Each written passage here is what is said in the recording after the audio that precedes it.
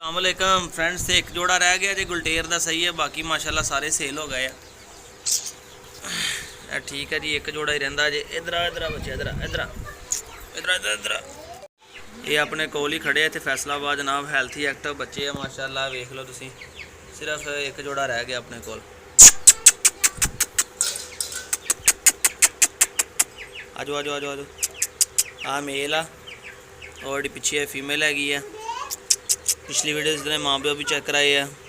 जोड़ा भी दोस्त लेना चाहता हो मेरे व्हाट्सएप से कॉन्टैक्ट कर लवे। ठीक है, 30 तरीक की फ्रैश वीडियो है, इंशाल्लाह अज ही अपलोड हो जानी है।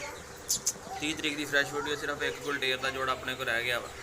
जोड़ा कि दोस्त सीरीयस होएगा, लेना चाहे डेरे वास्ते, रखवाली वास्ते, घर वास्ते या फाइट वास्ते भी कोई शौक रखता हो तो फाइटर ब्लड लाइन दे ने बाप की टप्पनियाँ भी मौजूद है। 1.5 साल का हो गया बाप। ठीक है माशाल्लाह देख लो हम बच्चे अपने एन रंग रूप च आ गए ने, नसते पाइते खाते पीते फुल एक्टिव है। लोकेशन फैसलाबाद की है, शकुपुरा रोड, छोटा माना वाला स्टाफ। जोड़ा कोई दोस्त भी आके ले जाना चाहे आके लै जाए। तो जे कोई कहे जी नाम कार्गो करने हैं तो कार्गो चार्जिस थोड़े होंगे, कार्गो के पैसे भी पहले होंगे। ठीक है, तो इंशाल्लाह ताला तुहानू कार्गो करवा देंगे।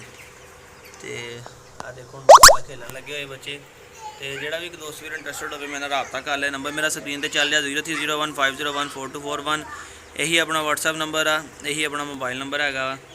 तो वह दही खादा सीगा तो एक दूसरे को चट रहे हैं। तो माशाल्लाह जी ठीक है, इस नाल अपने वीडियो में इजाज़त दो। मिलना कि नवी वीडियो फिर। अल्लाह हाफिज़।